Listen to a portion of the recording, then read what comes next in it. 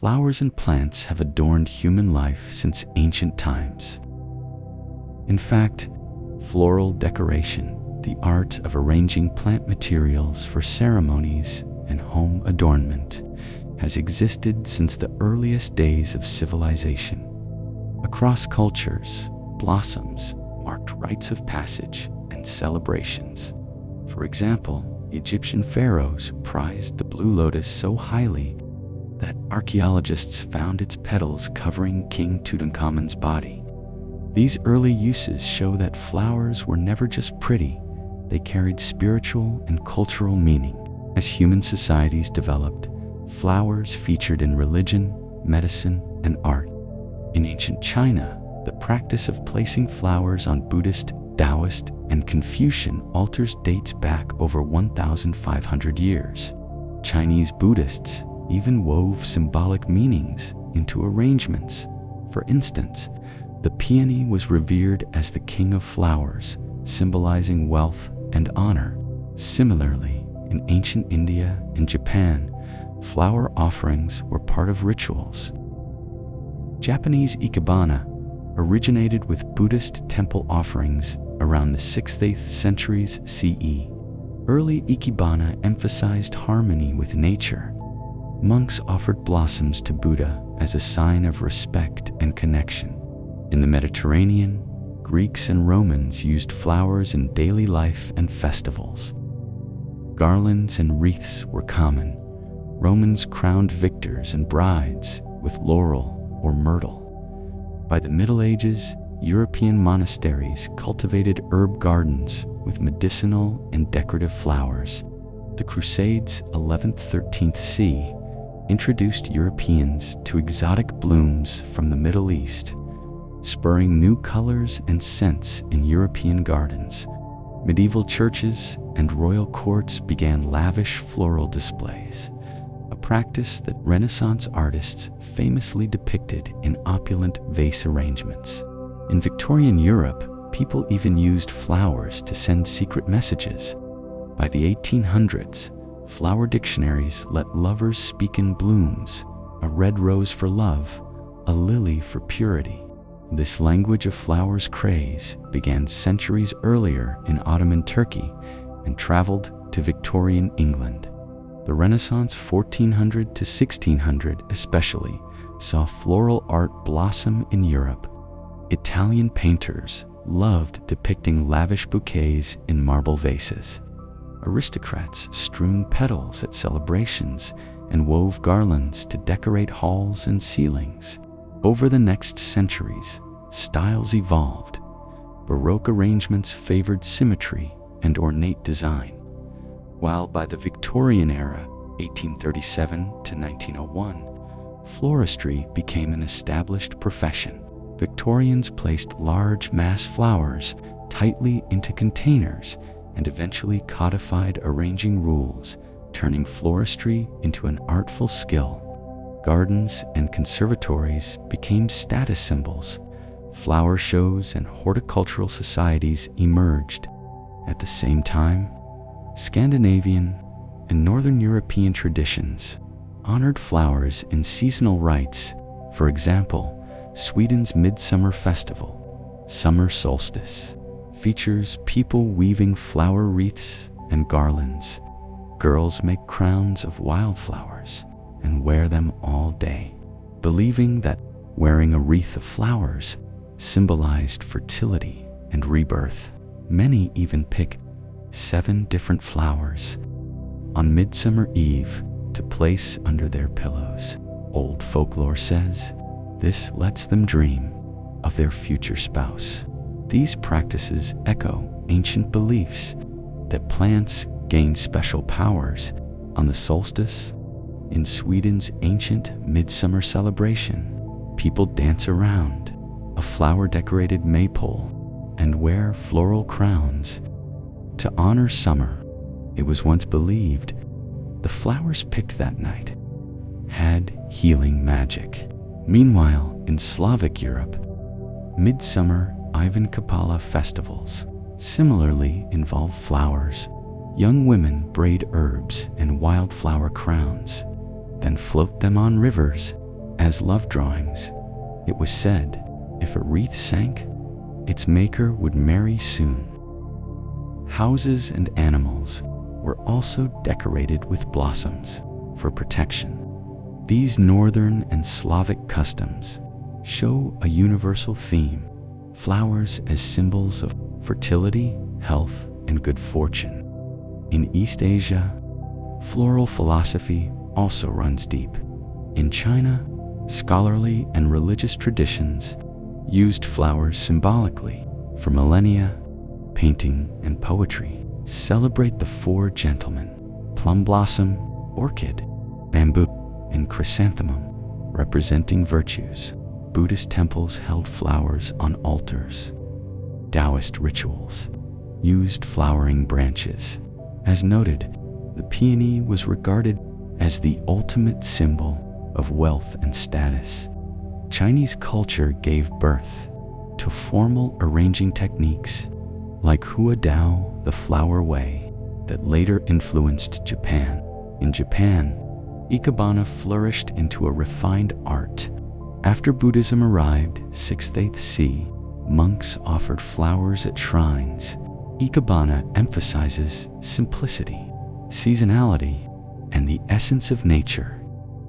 Early priests, like Ikenobo Senki, established formal styles. For example, Rika's 7-branched arrangement, symbolizing mountains and valleys. Over time, Ikebana became one of Japan's classical arts, taught alongside tea ceremony and incense. Each element has meaning. For instance, in an Ikenobo Rika design, 7 main branches represent heaven, earth, and humanity. Beyond Japan, many Asian cultures treat flowers as poetry. In India, the garland is sacred, linked back to Sanskrit scriptures and temple worship. In Shursith, century India, Bhakti poets used garlands symbolically in devotional songs.